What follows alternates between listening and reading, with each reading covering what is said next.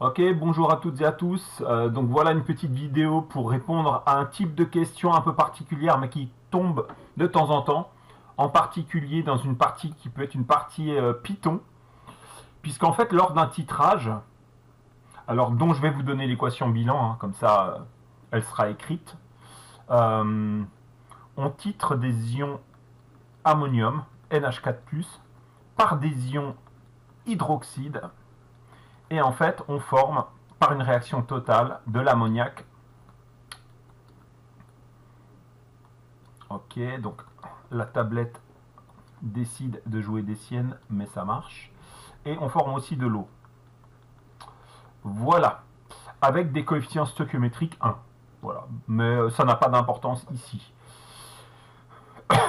Si on effectue, donc lui c'est le titré, donc ça l'énoncé nous le dit, hein, et lui c'est le titrant. Donc on peut faire un schéma en fait du titrage. Ce qu'on va faire peut-être sur le côté là, c'est bien. Voilà, tac tac la burette. On va dessiner le bécher. Voilà. On n'est pas obligé de mettre un conductimètre parce que même si c'est un titrage conductimétrique, ici, en fait, c'est une question qui ne traitera pas de conductivité. Et donc, on a dit la solution titrante contient donc l'espèce titrante, H-, mais contient aussi les ions spectateurs Na+, puisque c'est en fait une solution d'hydroxyde de sodium. Donc lui, il est spectateur. Donc je vais écrire spect, H- c'est le titrant. Voilà. Et en bas, au départ, on a des ions ammonium. Donc c'est les titrés. On a aussi des spectateurs qui sont Cl-. Donc on a aussi des ions spectateurs en bas. Voilà. Et il se forme de l'ammoniac. Donc il se formera au fur et à mesure de l'ammoniac. Donc quelque part, sachant que l'eau, on s'en fiche. Donc en fait, on a en tout 5 espèces chimiques, ok, qui vont jouer un rôle ici, dans cette question. L'espèce titrée, le réactif titré, le réactif titrant, les spectateurs d'en haut et d'en bas, et l'espèce chimique qui est formée. Et du coup, on a 5 graphiques qui montrent l'évolution des quantités de matière des différentes espèces au cours du titrage, et on nous demande qui est qui.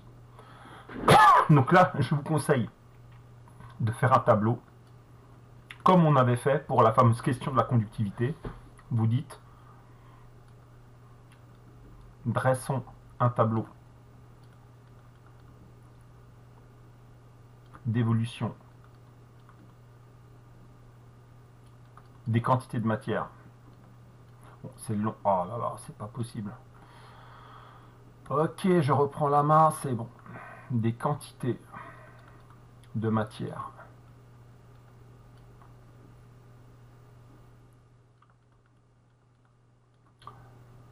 lors du titrage. Donc voilà un petit titre que je souligne. Clac, clac. Et du coup, on va distinguer avant équivalence, comme on avait fait pour la question relative aux conductivités. Et on va envisager après le cas de figure, une fois qu'on a dépassé l'équivalence. Voilà, on va faire un tableau un peu de la même forme. Donc je vais tracer peut-être ça comme ça. Tac. Ensuite, je vais mettre ça comme ça. Et puis voilà. Et du coup, eh ben, on va mettre, je vais écrire tout le monde, hein, on va mettre quantité de matière de H-, quantité de matière de Na+, quantité de matière de NH4+, quantité de matière de Cl- et quantité de matière de NH3. Puisque cette fois, il va falloir prendre en compte toutes les espèces et on fait pareil pour après l'équivalence. A priori, toutes ces quantités de matière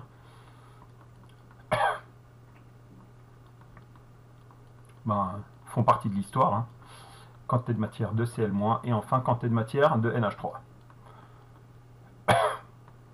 Ok, donc si on raisonne par rapport au bécher, H- c'est le titrant. Ok. L'espèce titrante, les H-, ça veut dire qu'ils tombent, et dès qu'ils sont au contact du mélange réactionnel, ils sont consommés. Donc là, on sait comment faire. On va prendre une couleur rose peut-être pour montrer l'évolution des quantités de matière. Celle-là, elle est nulle avant l'équivalence. Ok. Si on regarde Na+, Na+, en fait, il n'y en a pas dans le bécher. Et au fur et à mesure que Na+ tombe, la quantité de matière va s'accumuler.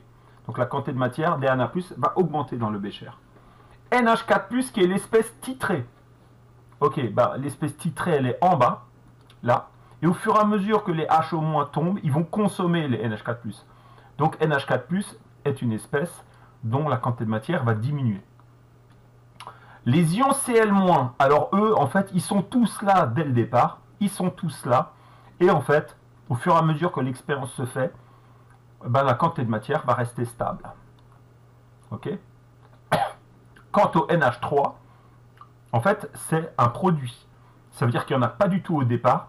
Et au fur et à mesure que la réaction a lieu, ils vont apparaître. Donc la concentration avant l'équivalence, ou la quantité de matière, pardon, va augmenter. Donc voilà pour l'évolution des quantités de matière avant l'équivalence. Donc ça permettrait déjà un peu de deviner qui est qui. Mais en fait, on va se servir de l'après-équivalence pour être sûr. Alors, reprenons les H-. Eux, après l'équivalence, quand ils tombent, il n'y a plus d'espèce titrée avec laquelle ils peuvent réagir. Donc les H- après l'équivalence tombent et s'accumulent. Donc c'est une concentration, c'est une quantité de matière qui va augmenter. Ok, bah là il n'y a pas de doute, il n'y a qu'une seule courbe qui est nulle jusqu'à l'équivalence et qui ensuite augmente. Si vous regardez, la seule courbe qui fait ça, c'est la verte. Et d'ailleurs, on pourrait même mesurer le volume équivalent qui serait d'environ 14, puisque tant que la quantité de matière des H- est nulle, bah, on n'a pas encore atteint l'équivalence.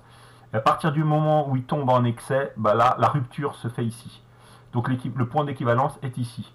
Donc on a trouvé les H-, c'est cette courbe-là. Donc c'est l'espèce titrante.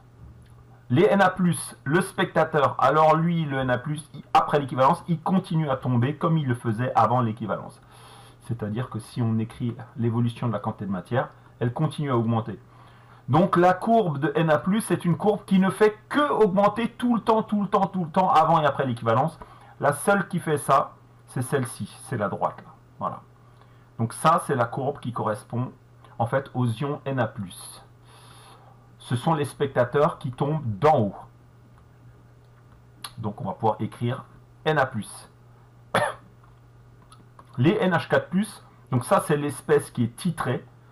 Donc là, la quantité de matière diminuait jusqu'à l'équivalence, mais à l'équivalence, en fait, elle a été complètement consommée. Ce qui fait qu'après l'équivalence, en fait, la quantité de matière des ions ammonium est nulle. Il n'y a qu'une seule courbe qui diminue et s'annule après l'équivalence, c'est la courbe rouge. Donc en fait, la courbe qui correspond aux ions ammonium, c'est la courbe rouge. Passons ensuite aux ions Cl-. Alors eux, ce sont les spectateurs qui sont tous dans le bécher dès le départ. Mais leur quantité de matière n'évolue pas, ni avant, ni après l'équivalence. Eh bien, on n'a qu'une seule courbe où on a une constante, où la quantité de matière reste constante. C'est celle-ci, la figure 2. Donc celle-ci, c'est celle des ions spectateurs. Donc on voit là, je peux faire une première remarque que selon que l'ion spectateur se trouve dès le départ dans le bécher ou se trouve dans la burette, les évolutions ne sont pas les mêmes. Quand il se trouve dès le départ dans la burette, dans le bécher, eh ben ça veut dire que la quantité de matière, vu qu'ils sont déjà tous dedans dès le départ, ne va pas changer. Alors que s'il tombe au fur et à mesure à partir de la burette, eh bien dans le bécher, en fait, la quantité de matière des ions spectateurs ne va faire qu'augmenter au cours du titrage. Donc la différence entre les ions spectateurs sont leur position de départ. Est-ce qu'ils se trouvaient tous dès le départ dans le bécher ou dans la burette? Vérifions ensuite pour NH3. NH3, il se passe quoi pour NH3? Eh bien, tant qu'il y a des H- qui peuvent tomber et réagir avec les NH4+, pour former de l'ammoniac, eh bien cette quantité de matière va augmenter. Sauf qu'à l'équivalence, comme il manque un des réactifs, qui est le réactif limitant, eh bien les NH3 ne se forment plus. Et donc la population qu'on avait formée se stabilise. Ok? Donc il n'y a plus d'évolution de la quantité de matière. Celle qu'on avait atteinte à l'équivalence reste stable. Il n'y a qu'une seule courbe qui augmente jusqu'à l'équivalence et ensuite se stabilise. C'est la courbe bleue de la figure 3 qui correspond donc aux molécules d'ammoniac NH3. Donc vous voyez que cette question finalement n'est pas trop compliquée à partir du moment où on identifie bien quelles sont toutes les espèces qui interviennent dans le titrage. Et attention, là j'insiste, que ce ne sont pas que les ions, puisque NH3 n'est pas un ion. Parce qu'ici, ça n'est pas une question par rapport à la conductivité. Donc c'est très important. Et une fois qu'on a recensé les différents acteurs, ben ici, on va dresser un tableau d'évolution des quantités de matière avant et après l'équivalence, ce qui va du coup nous donner les bonnes réponses et va nous permettre d'identifier, de mettre en relation chaque espèce avec chaque courbe. Voilà, j'espère que vous avez capté cette question qui est assez rare, mais qui demande juste un peu de méthodologie et de bien expliquer les choses. À bientôt pour une prochaine, ciao!